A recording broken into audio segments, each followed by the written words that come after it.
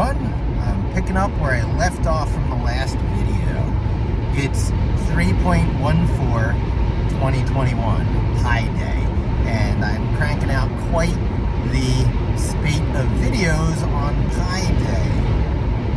Two from earlier in the day and my long drive tonight in a two-part series. And when last we left off, I was pointing out how the 1950s, 60s, 70s, and into the 80s was greatly dominated by a pop culture that trickled down from television and cinema that was mostly controlled by two companies, General Electric and Westinghouse, in broad strokes. There's a couple other mixed in, but it was what people might call the military-industrial complex, and couple that with the GI Bill, opening up the suburbs. Every person is going to have a car in the garage and a chicken in every pot. So, the American dream, more or less. And, rinse and repeat for too many decades to sustain that level of consumerism and the hitting of the internet and awareness of great social inequities, both the ability of the powerful to hold power and to squeeze more money out of the system, and the ability for the disenfranchised to band together as powerful units and single, forces and entities, is all happening together. And it's the subtle, battles of our age. Obama wins because, he's the first internet candidate, and then, later Trump wins. He's the first reality TV. Some might argue others before him might have been the reality or the TV presidents, like Reagan. So the precedent had certainly been set. None of this is all that new. Hollywood and politics have always mixed. And so there's different vibes. Actors are a special kind of vibe. Ronald Reagan was a special kind of vibe. But then two of the great vibes that, run things are the lawyer vibe and the landlord vibe. And they are indeed different. The lawyer vibe is the vibe of the hired gun who revels in the rules and who can survive and live in any environment, sort of the traveling nomad. A lawyer is not tied to the land. A lawyer is like a samurai for hire. They're the Green Arrows of the bunch. They have to know things with precise details, and they're in a hyper-competitive environment. Lawyers, I started talking about Green Arrow languages, sharp-edged, shiny Green Arrow languages versus warm and fuzzy blue circle languages. Aligned to that, or,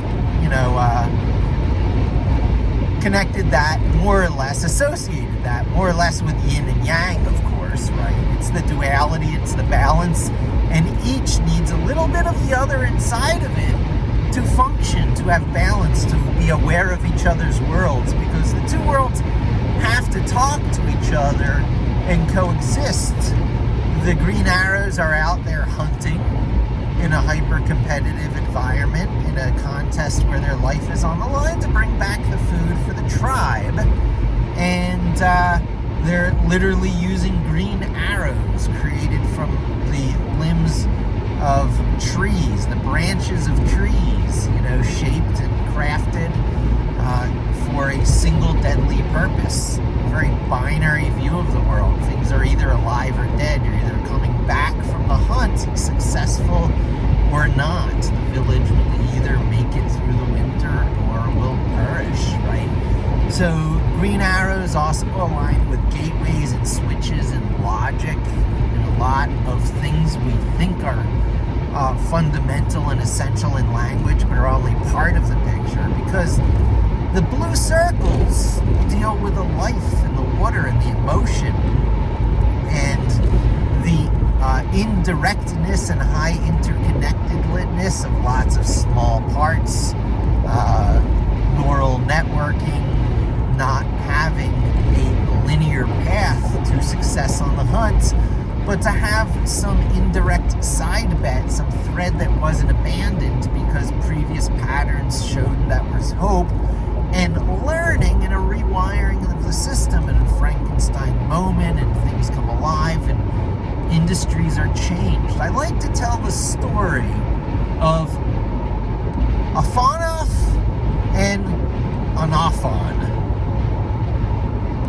They're two critical members of the village, of the tribe, of the traveling nomadic, dare we say cavemen, but they weren't in caves year-round. When the herd was on the move, so were they. And they had to have good hunts to get them through the winter. And their route took them from coastal regions through the inlands and to places where they could shelter for the winter. And when they were in the coastal regions, there were some cliffs, some areas where they liked to hang out. Predators could not approach you from the cliffs, and you could always go down to the bottom of the cliffs to the ocean and have some good fishing and whatever. Different area for safety from predators. Get yourself too shallow for sharks, but for too deep for cats. And so you had a lot of safety options, and you could bop around and do different winterings, but you needed to have some good hunts. So every season there would be injuries, and people would come back and they would tell the stories around the campfire, and hopefully they were cooking the feast, and the champion alpha men were had songs written about them and were very popular with the ladies, and all sorts of Darwinian processes occurred. And the problem being that this large prey, things like the mastodons that they hunted, were getting harder and harder to get. They were getting more scarce. They were being hunted, into extinction. And so you needed a higher percentage of successful kills, and you needed to do it quick. And Afanov, the great hunter, comes back and goes, I don't know what we're going to do, no matter what my skills. We endanger our greatest hunters and sometimes come up empty-handed. And Anaphon, the tribal medicine woman, Anaphon, the tribal medicine woman, had been watching the treasured young men of the tribe being lost to this terrible disaster over getting this high protein source of food, which should not be necessary for our survival anyway, but it is, as the generalists we are, making a grab at a big hoard of abundant resources that'll carry you through the winter is sometimes the better strategy than rounding up all the mushrooms and termites to give you the protein you need. So you go the mastodon option, and she's been looking and watching how sometimes they'll even run through these coastal regions near the cliffs. And if only they could. So with these one realization, everything was changed forever. If only they could drive them off the cliff. So Anaphon says, I have your solution. I have your magic. I shall rewire the whole system and change our reality with the simple phrase, drive them off the cliff. Don't go running after them with spears. Corral them up with fire and noise and make them run in the direction you want them to run. And when they're running in the direction you need them to go, they're not going to be able to change their direction fast. So if you get them to go through this pass, kaplui. You go gather the meat. And it's so much easier than hunting. With the help of dogs even in the chase, it's great. You plan it out, you take a whole season to change the landscape to be conducive to this event, so that when it happens, it's highly ritualistic, highly practiced, and it both increases the barbarism and the assuredness of surviving of the Homo sapien race.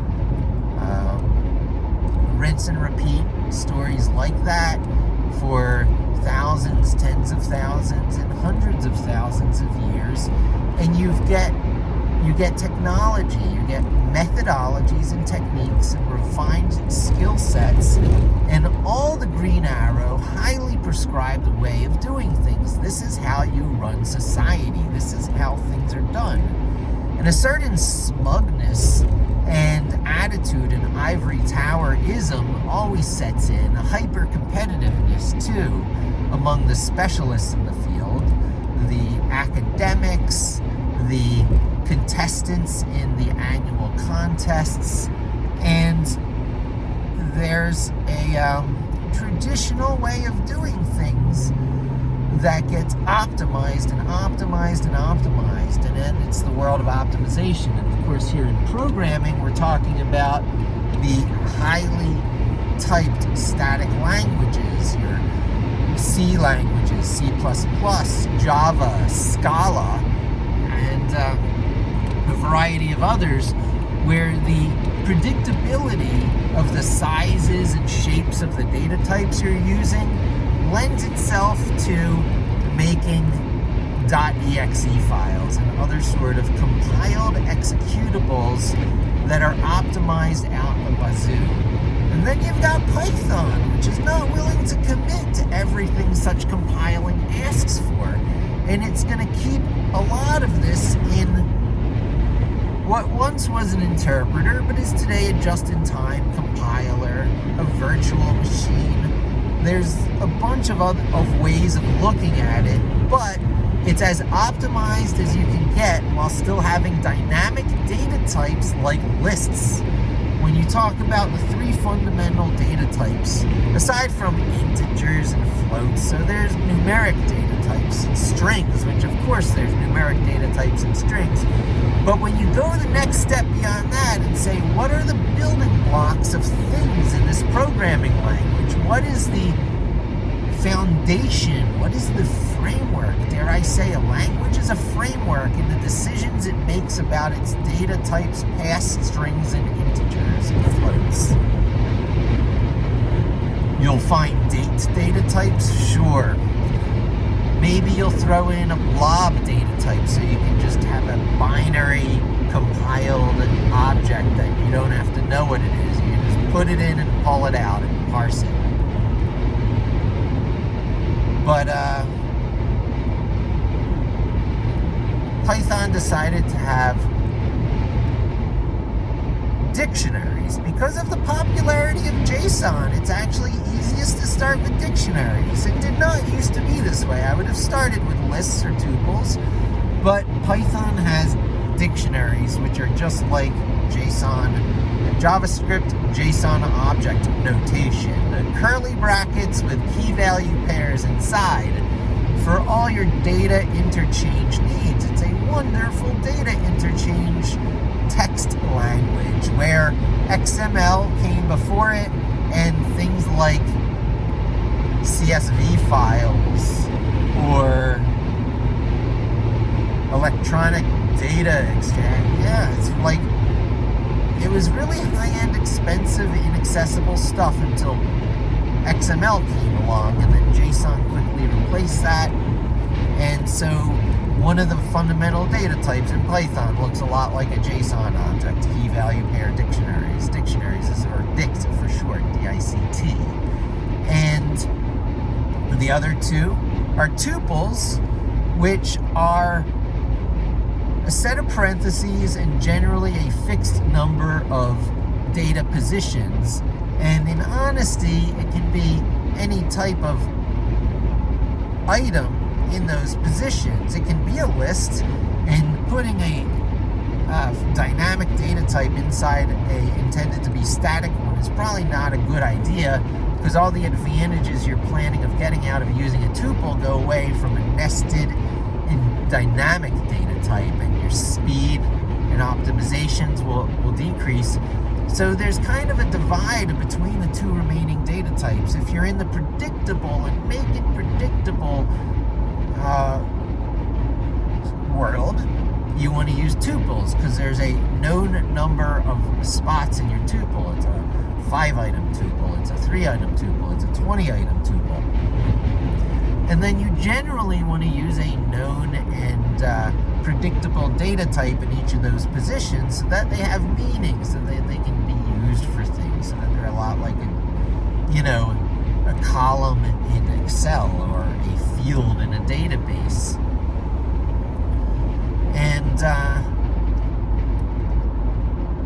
that's good. There's a lot of uses for that. But it's the least, paid attention to data type, because lists are the sexy one.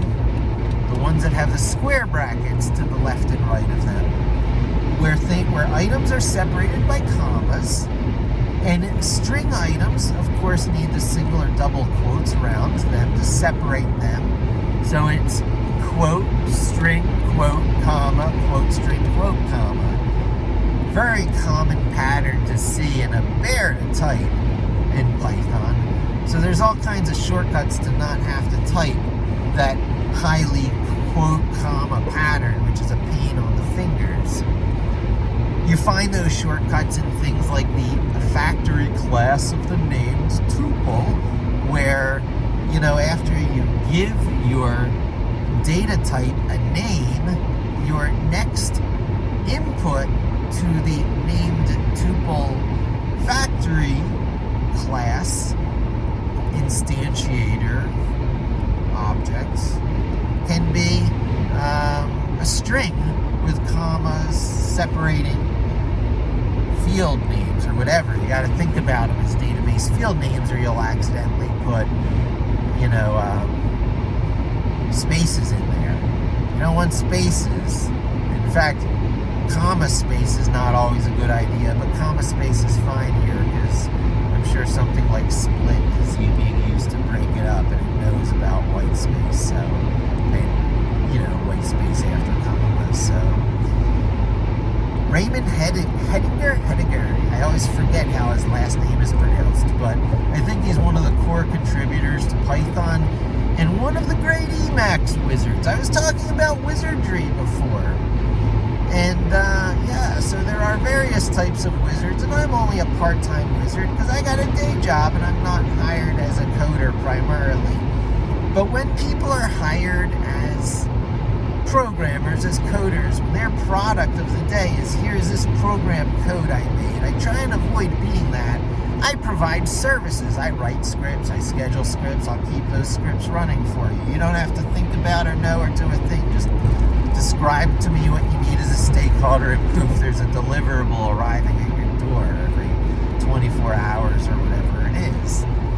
And it's a lot different than web serving. I don't like web serving.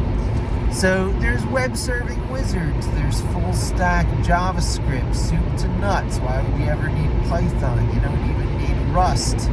JavaScript is, your full stack language from browser to server.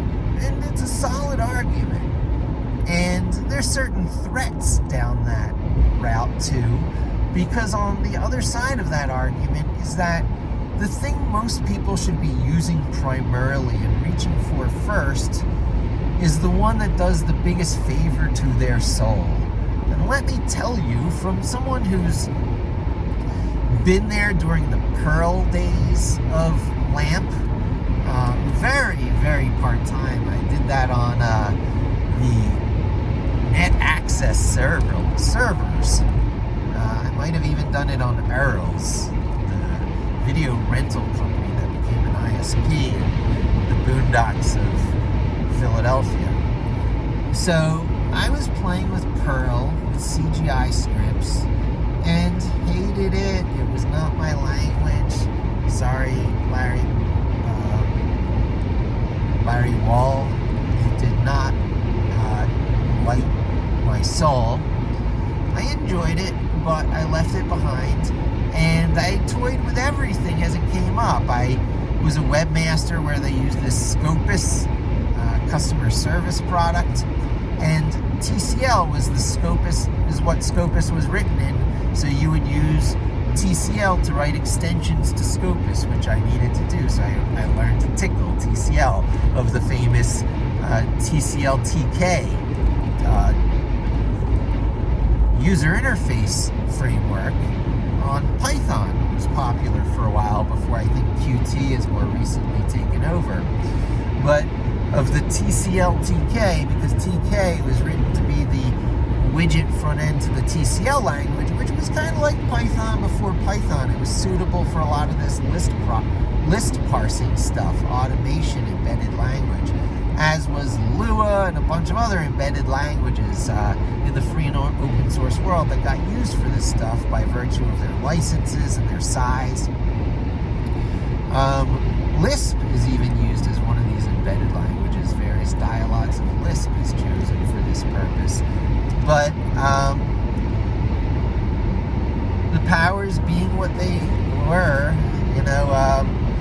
Python is what I ended up being exposed to that really stuck. I went through Ruby, I went through VB Script, Visual Basic Scripting Edition, under Active Server page, and the old, VB, or I guess, that was known as IIS SQL Server. That was the IIS SQL Server was to the Microsoft platform what LAMP was to the free and open source platform. So I lived a tiny bit in Linux, but much more so in that IIS SQL Server stack.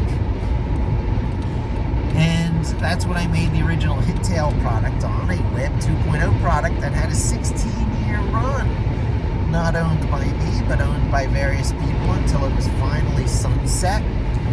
But now, in looking for frameworky things to replace it, Python is the framework. These three data types, the list, the tuple, and the dictionary, give you most of what you need to build most of the things you'll want. You got your Excel,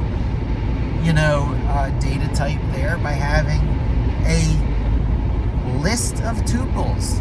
The list of tuples is a expandable table that has rows of a fixed width, columns with indexes. So oftentimes lists of lists are used, and that's one of the rookie, mistakes that slows down Python and gives it part of its bad reputation. Because that last data type that we're discussing, because I started out with dictionaries, they're like JSON, they're JavaScript. And then I mentioned tuples, they're like rows in Excel, they're like fixed position lists. And then I mentioned lists, which are not fixed position lists, which a common thinking goes, well, if you don't have to fix its position, why not use the dynamic one? You can always change it. And the answer is generally because of optimization, making your code run faster. Dynamic data types put a demand on the interpreter, keeping it interpreter-like and preventing it from doing that last final bit of compiling to make it run at C performance, compiled C performance speeds. And that's what you're going for. You're trying to write in a Pythonic coding style using the right data types at the right time so that it can compile into highly optimized code. Because even under CPython, the standard implementation, there's pre-compile stuff going on. All those underscore PyC directories or whatever they call them, in PyYC. There's different files that are submitted here or there that you might notice. That's the compiled, pre-compiled binaries, essentially, P-code. They've gone by many different names and have made you use slightly different mental models over the years. But think of it as a pre-compiled, the best it can do given the static data types, the determinism, the predictability of what you code. And the more dynamic data types like lists you use in your coding, the less deterministic, the less predictable, and the less compilable and optimizable it is, which is why when you use things like PyPy, the alternative Python execution engine or runtime or EXE, you try and keep away from certain data types and favor others. You like to use NumPy arrays, for example, highly deterministic, highly predictable, highly optimizable when you're using PyPy. And so on goes that story. Other data types or slight variations on those three core data types are always out there and available. They live in various collections that, in fact, one of the packages is called collections. From collections, import, name tuple. But there's also iter tools that gives you different ways to iterate through and do nifty tricks when you iterate through iterable objects. And you get almost different data types from these different places. Generator data types, although you don't need to import generators. Those are part of, you can do that with generator comprehension. Put parentheses around the list comprehension, and you've got generator comprehension. If that's around an open thing, I'm trying to figure out how you would use the context operator together with list comprehension, because one of the most powerful tricks, it would seem to me, would be a with open execution context manager, but inside a X for X in list comprehension inside square brackets. So I guess the answer is square brackets can wrap, so it would be a two-line list comprehension that would allow the indenting required of the context manager. You're going to have to try that. And with such a pattern, you should, with 2 lines, be able to plow your way through a million-line, billion-line, trillion-line text file with no particular more memory overhead than it takes to read that 1 line at a time out of a file, keeping track of the number of where you left off in a file read seek. So if you can imagine a read head leaving where it left off, so you can read through something in a forward-only, read-only, sometimes they call it fire hose mode, you can do some very fast, memory-efficient read tricks of large bases of data, or of large databases. In 2 lines with list comprehensions, with open trillion-line text file as indent, do something, and then close off the square brackets of the list comprehension. Very intriguing. The implied with finally is inside the list comprehension, is what I'm saying there. So I carry around 2 Python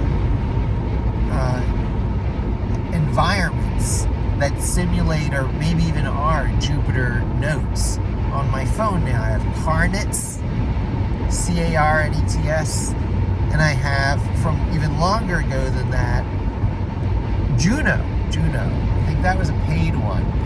Juno is the paid one, and Carnets was the free one.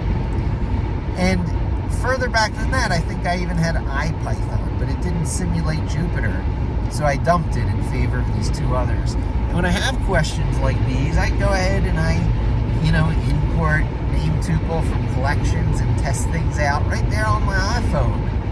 And it's not even a new iPhone. I'm still on the 10X, so a few generations old now, and you can run Jupyter Notebook just fine and test out things that require imports from the standard library on your phone.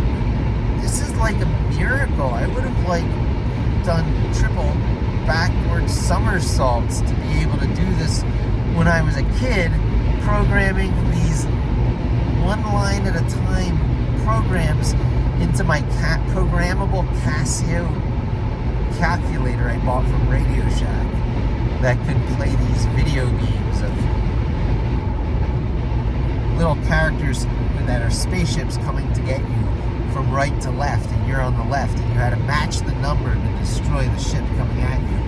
And the faster you matched the number, the better you did at the game, and the higher levels you could go, and the numbers would come at you faster and faster until it was humanly impossible to keep up with the game. And I love this thing. I spent so much time on it, and I learned how to do some basic programming on it. You could also write music. Oh, and the Saints. Oh my God, I probably still own this thing. I should make it run play Oh and the Saints and connect this moment, 50 years old, with those moments. I remember going to the Brookstone stores. These are some of the precious moments with my dad. I have now not had my father in my life for more of my life than I had him in my life. It's just stunning to think about it. It chokes me up every time. But I lost him in 1992 when I think I was 21 years old, just going on to 22, right? July, August. It was just before my birthday. I lost my dad not long after graduating college, not long after Father's Day, and I had all these issues and all this mental baggage. Oh, this is going to be that kind of video. And a half hour in, he opens up and he personalizes, and you get the story of Mike. So I lost my dad suddenly and had to get into the effing check cashing business, where I had to shoot a guy who tried to rob me, and I gradually got out of the business because I didn't want to take a cleaning because there were sharks, and I had a very paranoid view of the world, and you know, it probably saved my life. I was ready for when I actually got attacked, and maybe I was broadcasting a victim vibe. I don't know, but certainly now I'm an entirely different person, but at the same time, I'm the same exact person. You know what? I didn't have my red armor build up. So this is the story of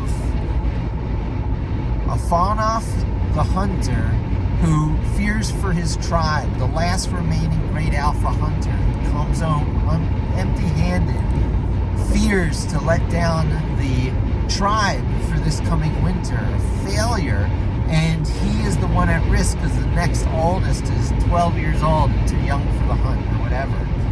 And so, together with the help of the wizened old woman, the last person you'd think that such advice would come from, the tribe and maybe even the species is rewired at the hardware level with the simple concept: drive them off the cliff.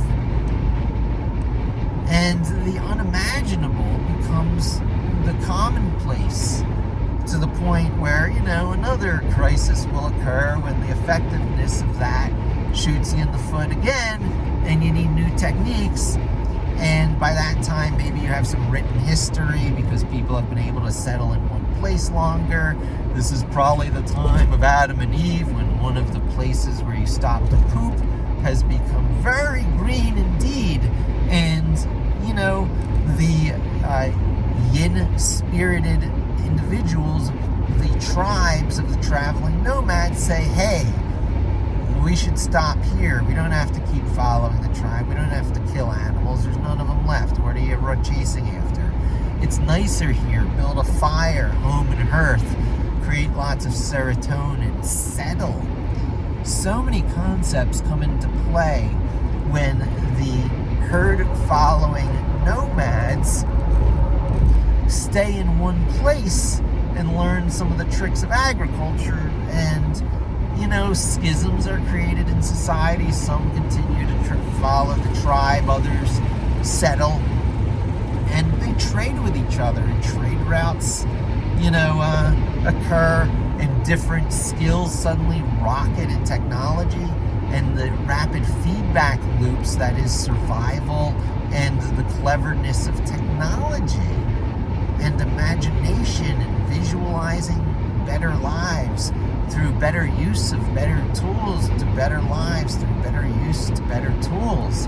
And soon that tool story has things like, nano fabrication samurai swords. Samurai swords could decapitate people in one swing because they're essentially manufactured in a highly skilled way that takes advantage of molecule thick effects through folding. Folding is a powerful thing. Folding, you find nano fabrication techniques in ancient Japan in the making of samurai sword, where the craftsmen mixed the right proportions of, carbon with the steel in the hammering and the folding and the heating and hammering and folding. And similar technology things appear in Linux, Unix, and then Linux, and things like it that get hardened and folded. And, they're not perfect. They're not ideal. What is? To maintain governance and rule, you need to be able to decapitate people in one swing so that you don't have to have armies killing each other and, drafting farms people into the army. It's a much worse,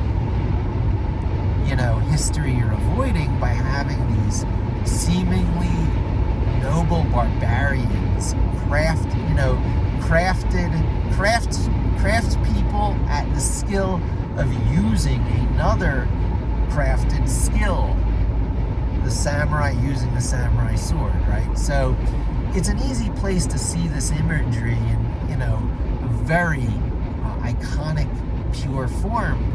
But it's all over the place. It's what I'm doing with Linux, Python, Vim, and Git. I wouldn't put myself in the leagues of the samurai of old. I'm not taking risks of my own life.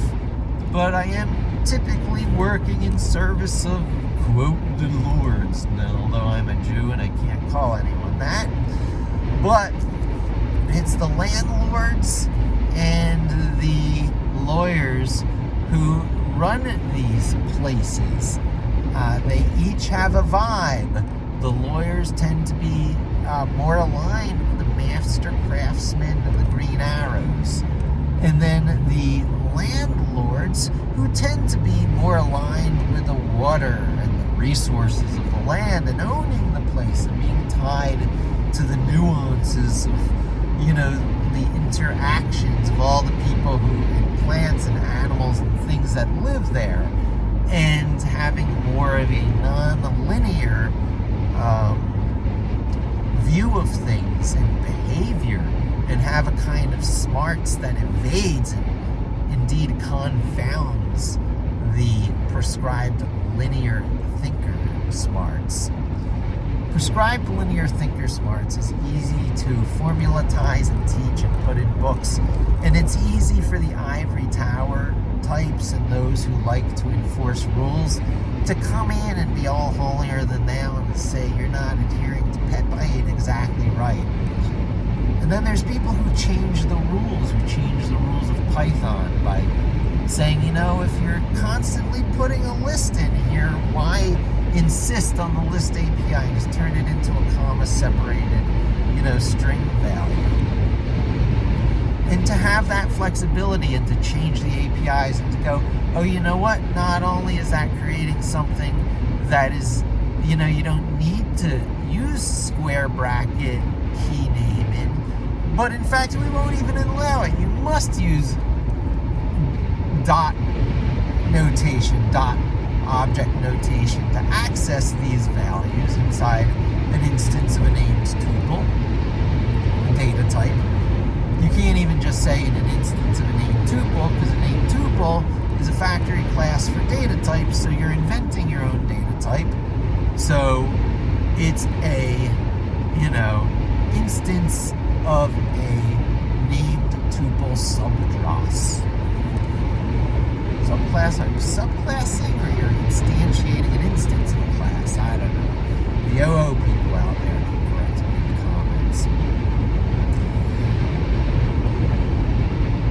So Python's got some mighty data types next level up from strings and ints and floats. There's also date and date time data types that do their job but are a bear to interact with. Although thank goodness they work with a greater than and less than operators. And if you're not doing that, I do suggest looking at keeping your date and date time data types as date and date time objects natively in Python when you can. Maybe even pickle them, I don't know. But it's really nice to use comparison data types and to access them by the locations you know in the name tuples, or in the tuples. If only they were name tuples, you could look at a data type and always implicitly know what they are. Maybe they are. I'll have to look closer. Maybe those are easier to interact with than I am currently envisioning. And they may in fact actually be. Check that out. Note to self. Just like the context manager inside a list comprehension. I think of the things that I want to go home and try. Yeah, so any final last steps here? I think I was going a place. I sure talked about those next steps enough and how I'm going to be connecting to real data type, real data sources. I'll be using tuples as probably keys and a SQLite dict. Spin down, pull down some GSC values. Use some list comprehensions against context management, open read-only instances of those SQLite DBs, having a file handle, doing what I still imagine as a pivot using a series of list comprehensions for field mappings, because what you have is kind of three-dimensional shapes that you're reaching in, an array of JSON shapes, which list comprehensions can grab a certain, location, a certain address of, cross-cutting that entire SQLite, dictionary, that, the SQLite database. And that's a way to construct tuples, which are rows, which is the common pattern that we're doing in our transforms. There's probably much fancier ways to do this. Libraries that just make it, some common language made for this purpose. But the common languages that are always there in Python waiting to be at your service are things like list comprehension. So it goes something like with as SQLite dict file name as, so it's with SQLite dict file name as, and the as gives you your handle, your database handle. So once you have your database handle, that's just treated like a persistent dictionary. You fill that up with a series of queries against Google Search Console. You throw in the responses as the values in those dictionaries. You use the values you used on the API call to Google Search Console in a function you wrote that you feed name tuples to that function. It makes the function call. And then you use those same name tuples as the key in a dictionary, as the key in the SQLite name value pair dictionary. That calls for a diagram. That's a great trick. That's a wonderful pattern of using a dict.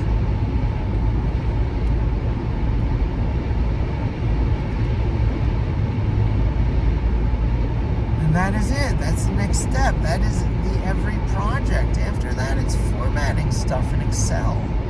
Formatting stuff for Excel to distribute as a deliverable. Prettying it up. Visualizations. We should look at the visualization libraries. Sometimes I think Bokeh. Sometimes I think Streamlit. Sometimes I just don't think. Bokeh and Streamlit the fancy stuff when I haven't even mastered the easy stuff that's built into Jupyter Lab and Jupyter Notebook. So you're sitting on top of Matplotlib, so why not just use it, right? And in addition to Matplotlib is Sebring, and everyone says if Matplotlib doesn't do it, if it's not, good for the models you're using, then Sebring is the other visualization thing that should be sitting there at your fingertips all the time, like Matplotlib. So the visualization of the data, I think, is a solid next step. I also think that once you're sitting on all these SQL databases, you're going to want to interact with it in a way that you don't want to do any custom coding at all. You just want to, quote, open up the data and use it in a nice, free and open source way, almost as if it were in Excel. So there are things that let you treat Panda data frames and SQLite tables as if they're just tabs in Excel, but they tend to be proprietary, and they tend to be the types of dependencies I don't like to introduce. Thinking of stuff and operating with stuff as if they're Panda's data frame is a good first step. Refamiliarizing yourself with raw SQL in the SQLite dialect is a good second step. Don't always use raw SQL, but know how to do it when you have to. Don't rely on an ORM. SQL is one of the big resume keyword languages, like HTML. Don't walk away from a goldmine. Learn yourself some raw SQL. Learn how in one way it's two columns of data, and in another way it's alternating, zippered data. It's crazy. Updates and inserts follow different concepts, different how you organize the data ahead of time to do the update versus the insert. There's also the create table that you need to learn. And since you're in SQLite, you gotta forget this deleting tables. Just delete the file from the operating system. It's a blast. I love doing it. Change your thinking a little bit. Have a few of these aha moments that can really change your life from a technology standpoint. All desktop operating systems, graphics and all, are just shims and shells to get you to a tabbed terminal environment where you can rapidly change the font size, and it makes Unix terminal feel a lot more like web environment when it's got a nice fast Chrome tabbed environment, and you can change the size to the your liking for what you're needing, and you can control plus and minus to get the font size rapidly in the font size that you want, and how you can wrap or let run off to the right your text, and how your copy and paste buffers work expectedly. And all of what I'm describing is the Microsoft terminal these days. Get it from the Microsoft Store if you're on Windows 10. So all the Unix people are like, well, why not just be on Ubuntu as your primary desktop operating system? Well, it's because Windows has so much to offer. You buy a lot of stuff out of,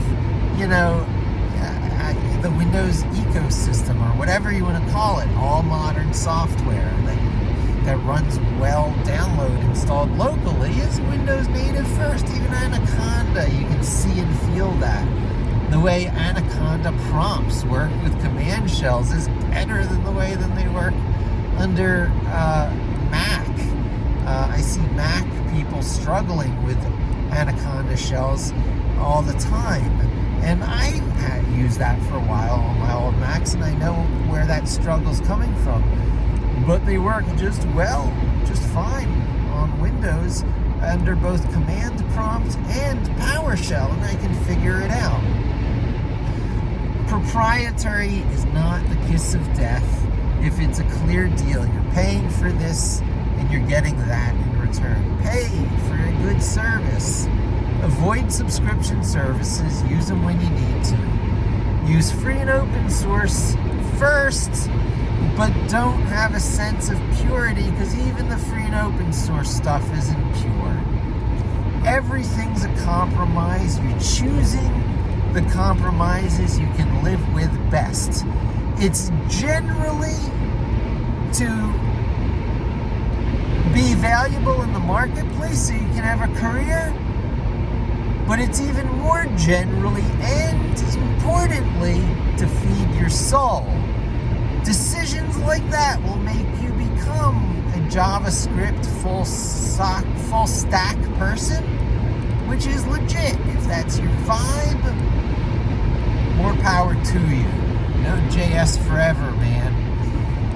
However, if you can't stand the arbitrariness of syntax and APIs and excessive verbosity of things and too many grandfathered in bad ideas that create awkward namespaces you need to navigate, and you think there should be a better way, then Ruby Python is definitely the language for you. Yeah, Ruby's a pretty good language from this perspective. It just hasn't had the groundswell support that Python has had, besides Ruby on Rails that had its brief rockstar moment topping out and re-implementation of everything ever written in it under some other language such as Scala. And Python stuck, and it got stuck in a righteous feedback loop of data scientists, sysadmins, and C programmers, and hackers, which I guess fall under the sysadmin category, because every sysadmin is really a hacker. It's all tricks. If you learn tricks and you get those tricks into your muscle memory, you're some sort of tech god. You get all kinds of god complexes. And with a cloud that made old school sysadmins dinosaurs, and so they became Bodo Python experts. Python admin experts using the Bodo library because they're hackers, they're admins. They used to do lots of Unix script, which became Bash script, which became Perl script, which became Python. And now all kinds of back-end systems are run by Python, and it's become the lingua franca of tech. Learn it for that reason alone, and it's a viable alternative to a non-love-worthy full web stack language, which only remains the full web stack language because the browser standards people refuse to make it some sort of arbitrary plug-in language environment, which they totally could. I guess it's because JavaScript itself is in such dynamic flux, and the complexity multiplies when you plug in different languages. But having that thing in the browser and all over the place they have these days, which is what? WebAssembly language?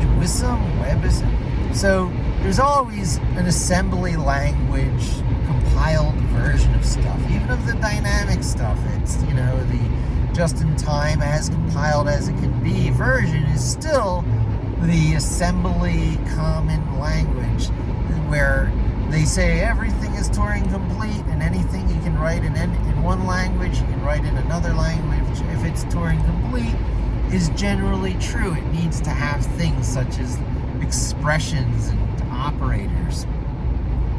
It can't just be an implicit language like markup languages would generally not qualify as Turing complete, like HTML is not Turing complete, but HTML5 is arguably Turing complete because they just made it that sophisticated. Okay, so before I digress again, before I sub-reference again, let me bring it all home. unless you're working in one of the granddaddy low-level languages like Standard C or Lisp, you're having components put together in a pre-described way so that you have building blocks that constitute a sort of language framework. Not all languages are equal or the same. They all can ultimately do what each other can do because of Turing complete, but that so does not do justice to the rest of the story, which is that you will be miserable for the rest of your life picking up the wrong tool, the tool that does not fit your soul. Python fits a lot of souls. I've been unhappy with technology since the Amiga computer from Commodore, but really from the Atari 2600 VCS people before them. The hardware of the Atari is what I fell in love with. The hackable tricks, the bit planes, the hardware that is just right for today's state of things to make it feel magical. I am thrilled that NVIDIA is becoming the big player, the one that acquires other things. I'm thrilled that the graphics coprocessors, the things that make the virtual desktop interfaces that I'm so in love with, commonplace. Because with that, you get the love-worthy pieces of the Amiga back. Amiga N switched, like flipping through stacked cards through its virtual desktops, or its screens as they called them. We get them back with operating system control left and right on the Mac and on Windows 10, and with a 3-finger swoosh with a little bit of a configuration setting, I think both on Mac and on Windows. But once you get your 3-finger swoosh working on your touchpad or your trackpad or what have you, you then have an Amiga love-worthy shim of an operating system whose purpose it is only to get you to an elegant tabbed command line interface or terminal interface to SSH into your own local or remote computers, to terminal to your remote computer. I guess you don't need SSH for that, but certainly to SSH to remote computers and the web and the cloud, all that, and also to a web browser. You put a web browser on one of your virtual screens, you put a terminal on the other virtual screen, and you're golden. If you need to do something else, you put it on screen 3, screen 1, 2, and 3. The method of loci.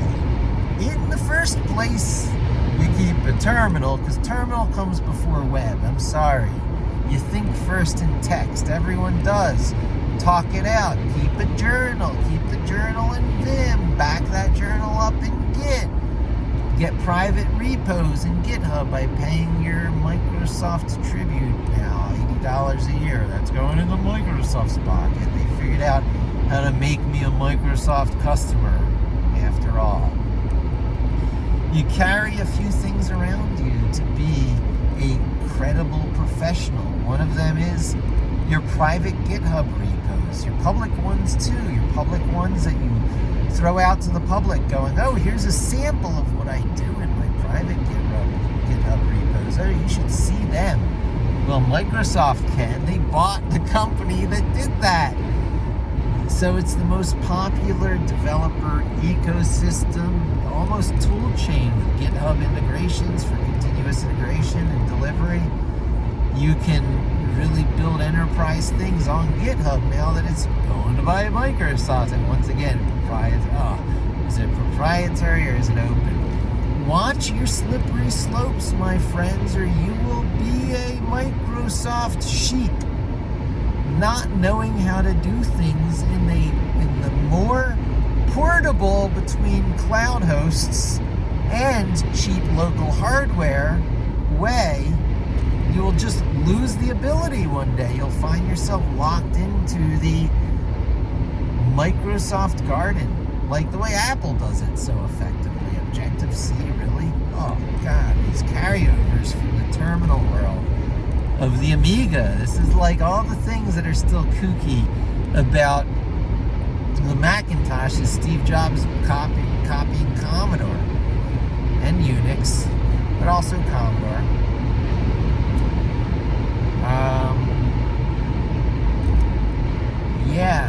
Make it proprietary through and through, own the hardware, own the casing, own the screens, in Commodore's day it was owned the file cabinet company, so that's where you got metal casing to Commodore PETs and stuff. Own all the components and do the full vertical integration and make larger profit margins. Apple does that so effectively. It's such excellent, high-quality build products, and it's nice to keep a foot in that world. The things that become love-worthy in the other worlds, the PC world, the Android world, the Linux world, are so often borrowed from Apple doing it first in their world, and then some creative Linux developer black boxes it over in the free and open source world, and it sets in as a new standard under all these regulatory bodies of what constitutes Linux and stuff. Battles are waged. There's always battles over philosophical splits, and in the end, unless someone can offer something better, compromises win.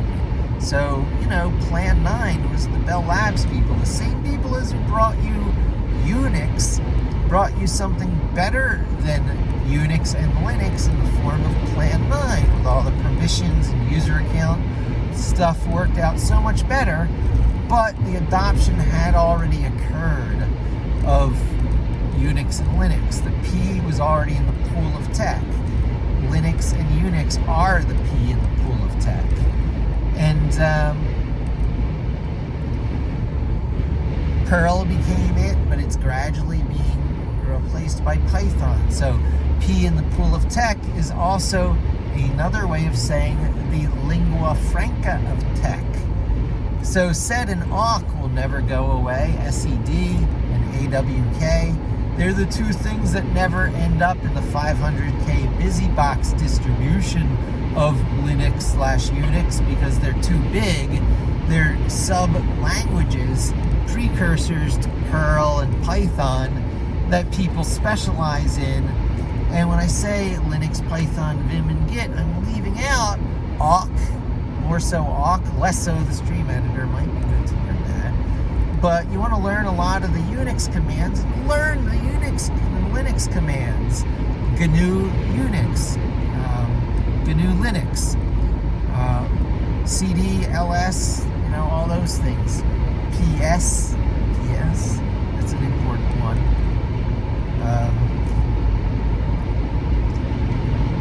In the same way, you want to learn the things that are not only in the standard library in Python, but are called built-ins. They're the dunder built-ins. If you want to know them, dir, the dir function around double underscore, the word built-in, or plural, I think it works with both. I think they've been trying to canonicalize the plural, so double underscore built-ins, double underscore. Put the dir function around that, and you'll see, average, and all these things that, you didn't know you could necessarily do. I'm not even sure if it's average. I might have pulled out the wrong example. But, absolute value and things like that. It's where the length function, the len function is. So it's really good practice to become familiar with all or any, right? To get familiar with the built-ins under Python, the commands, typically the ones that are available under BusyBox, under Unix and Linux, and you will have a skill set that will be with you for life, cross-cutting every technology, environment, domain, field, profession. Data scientists will rely on you, and data engineers will be you, you will be. I mean, after a while, once you work this way, there's nothing you won't be able to do. There's, data normalization stuff and all kinds of data cleansing, aggregations and transforms. Oh, caching. I can't wait to talk about caching. One of the things I'll be doing with the named tuples is taking some of those key value pairs that the named tuple arguments are built from. I mean, it's kind of not really key value pairs. It's, properties in the object-oriented spirit, arguments. So I'll be taking the argument names of the named tuples, which I'll be using to pass information around between functions and SQLite, and use them also as the file names or directory names for data caches. There will always be a namespace. So you're inside a package, your .py or your .ipynb, there will be some package names. So that'll be one namespace, but you certainly don't want to use that for keeping things separate under a package, because you're going to be doing something more like factory classes, subclasses of a factory class under your project as namespaces. So, if you're crawling a site, it'll be your domain name. Your domain name is your crawl of this site with this domain. Your namespace is your domain name of this other site you crawled, and so on. So you can keep your cache instances from colliding with each other using these namespaces that would map really well to domains if a crawl was your data that you're doing as your for example. And the other thing is going to be dates. I'll probably use just the day, the date of,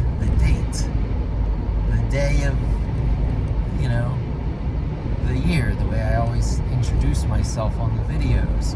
I'll probably use the format that APIs use. That'll be really easy to plop down onto the drive and pull up off of the drive and transform it into a real Python data object for manipulating, to know the next folder name to use, add 1 month or 1 day or whatever. And that way I'll be able to keep data caches separate on a daily basis. So I'll be able to keep data caches separate on a per day basis and a per namespace basis. And the question will be that of organization when I go to delete all these SQL tables, SQL databases, more than tables, because there could be bundles of tables inside of any of these SQLite databases. So when I go and clean these things up, you see, when I pull out all, when I do cleaning, when I get rid of all the redundancy, the question is, do I want to travel in by day of week first or by namespace first? Do I want to select a namespace and delete it and get rid of all the days of weeks that are bundled with it? Or delete a day of week and get rid of all the namespaces that are bundled with it? That sounds like a bad idea. You want to delete a whole namespace. That's what namespaces are for. They're a whopping good idea. We should use more of those. So I shall organize my cache by namespace underneath every one of, and that's fundamental. That may even be part of my name tuple project coming up. I'm glad I did another talking head video, yet another, on the way I'm going to be using name tuples. But the order in which I put the arguments, namespace, space, date, will have a large impact as the tuple they manifest as well. And that'll probably be API name that's being hit, Webmaster Analytics. So that'll manifest as a directory name for the cache of the data I pull back from the Webmaster or Analytics API. And then any data I actually pull is probably going to use a date as part of its API call. It's probably going to be start date equals something, end date equals something. Well, you recognize that? Webmaster is your API, version, start date, end date, sounded kind of like a name tuple, doesn't it? Any call that I do against an API, I'm going to see if I can do flat with a name tuple, because flat is better than nested. Listen to that new that song that's going around the internet in the Python circles, the singing of Pep 8. Pep 8 is sung to some popular tune, and it goes into all that stuff. Flat is better than nested, simple is better than complex, but complex is better than complicated, and so on. The Talk Python with Me podcasts that I'm trying to catch up on, I'm on and off with it because of my drives. On the drives where I'm with my kid, I'm trying to get her to listen to a little bit of Michael Kennedy in the background. Maybe it'll spark her interest in programming, competing with her YouTubers. Would you like a muffin? Ugh. And all the meme spin-offs of the meme. Stop me before I sub-meme again. Her YouTube world is a intricate and impressive one. The senses of humor, the derivative senses of humor, is exactly the separation from banter. When banter devolves into prattle, there's a lot of that in YouTube. The old David Letterman, when you repeat a joke enough, it becomes funny because you've repeated it enough. No! That does not make something funny. That makes groupthink. It's bad. That's when you question why you're there. In the same sense, we use languages to frame our thoughts. And if you haven't done so, open your Python, whatever. There's so many contexts you could do it in. Import this. And however you run Python, Jupyter, a shell script, interactive interpreter, IPython, just type import this, and you'll get the Zen of Python, a poem that got embedded into Python and never removed in the early days, that will give you a tiny flavor of also what Pep 8 is about, the language enhancement proposals that shape the language little by little, chipping away, revealing the sculpture underneath over the years. And you think that Python is this beautiful thing, but it's not. Ruby is this beautiful thing. Python is this thing that handled the conflicting API namespace problem better than Perl did. Perl showed the way. Larry Wall showed the way with the pathologically eclectic lister language, pathologically eclectic rambling lister, whatever that is. And the ABC programming language, the educational ABC programming language, showed the way. And Dennis Ritchie showed the way with the C programming language. And sysadmins using Unix scripts showed the way in, doing things extremely pragmatically. And Guido van Rossum followed the way by satisfying the needs of sysadmins who needed solid 24/7 reliable, easy to write scripts, hence the reputation of a scripting language. The C API hooks,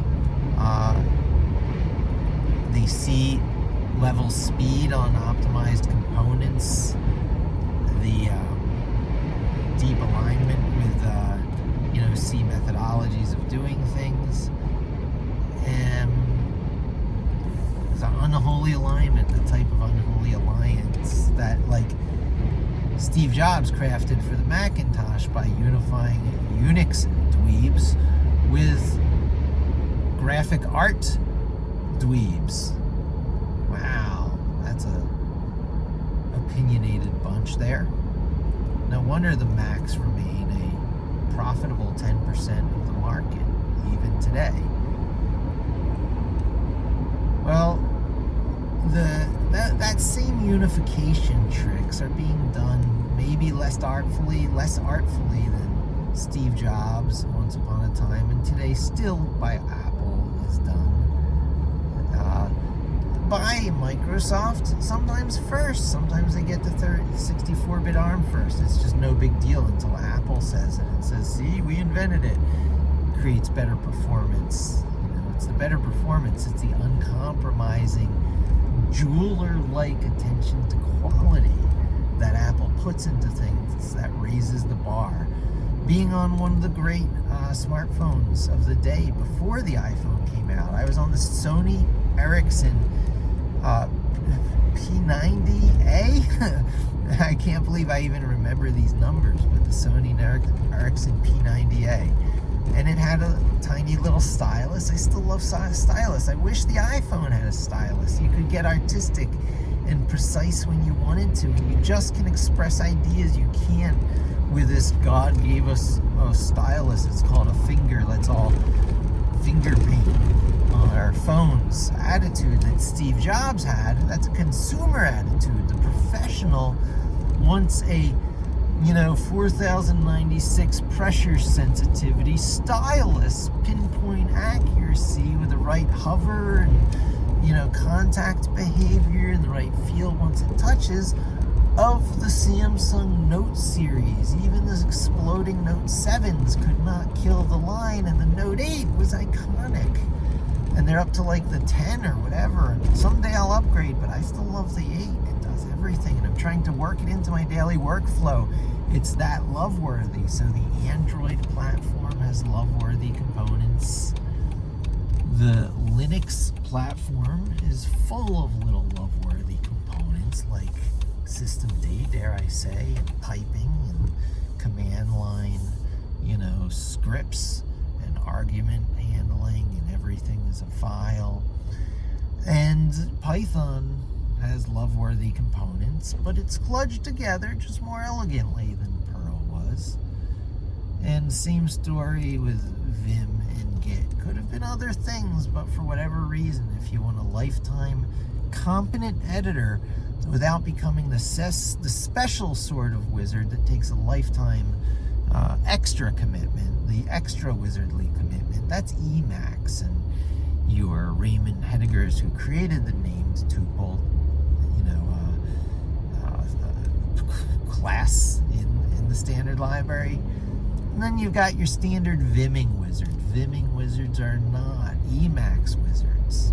In the text battle wars, your Emacs wizards are the grand holy wizards at the tip top of the pyramid hierarchy, because they can do macro things that do macro things to macro things and layer on languages to create increasingly better solutions to problems in very specialized problem domains.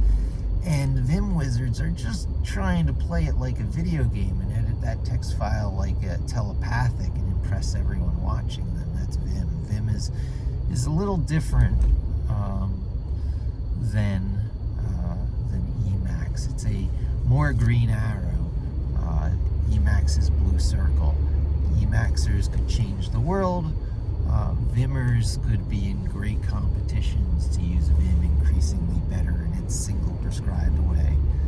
So, of course, there's plugins for Vim, and Vim becomes a lot more blue circle than it was intended, and Emacs is turned into sub-languages, and which are each a lot more green arrow. List managers, for example, are written under Emacs regularly. It's a full-fledged programming language built in the form of Lisp. Lisp as the meta language for Emacs is one of those bubbling cauldrons of wizardly tools that I dare not venture into because it's above my pay grade, quite frankly. I'm lucky if I can wield Vim like a samurai sword 10 years in, and I'm still working on it. So this is probably where I'll wrap up, Linux, Python, Vim, Git, rah. Don't walk away from a great power tool. Jupyter Notebooks and Jupyter Labs could be that choice. VSC could be that choice, but beware the vendor dependencies. They are trying to make you send money their way, and I am, because I was a Git customer before the acquisition, and I was frankly a Microsoft 360 customer for a long time, because I don't believe in relying on my employer for my Microsoft software licenses. That's just stupid. If you care about your tool set, you're on the latest and greatest, and sometimes you're a version ahead of your employer by being on Microsoft 360 for like a mere $100 a year, which also gets you that vast amount of OneDrive storage. And the story goes on. Proprietary is okay, you know. Use yourself some of that yummy proprietary, but beware, know how you're using it, know when you're using it, and be able to wean yourself off of it and never be fully dependent on it when you're doing the weaning. Make the weaning quick. Go, oh yeah, I can adapt to this, I can adapt to this, you know, Ubuntu desktop, this Plasma Kit desktop, this completely proprietary desktop, this stripped down X desktop. There's all these lightweight desktops in the Linux world, and no desktop at all, just SSHing into a web head. There's got to be some modern equivalent name, cloud server, I guess is what they're calling them, for things that aren't even web servers, just scheduling things that you're going to max out to capacity and just monitor in all kinds of clever ways to make sure you're utilizing it. And be like, oh, I could slip in something at 3 o'clock here so long as it, you know, and concurrency and multi-processing all come into play to keep these things running at peak awesomeness. And that's pretty much it. That's end of story, because that's all that needs to be there in the story. I brought it to a natural conclusion. It's perhaps the road less traveled in a number of ways. It's not web technology I advocate, because I don't like programming the poof, what do you need, Genie? I advocate programming an agent room service that drops something off at your door every day. Pre-bakes deliverables. And they can pose as a web app. I might use data set in the sense of diskette, but data set as a way of getting interactive web apps for free from MySQL databases. Another thing I learned about on Talk Python to me. So there you have it. I'm just one of these backroom, you know, Python coders, the invisible, you know, majority who use Windows. And let's use Linux now that it ships with Windows. Let's do a heck of a lot more Python, because it's the most love-worthy language. It's the first one you should be introduced to. It's the one that all the comp sci departments should switch over to. It fits in your head best. And these APIs that have been jury-rigged, whatever the word is, to work together, you know, lambdas pop an X out, you know, to the left, list comprehensions pop an X out to the left,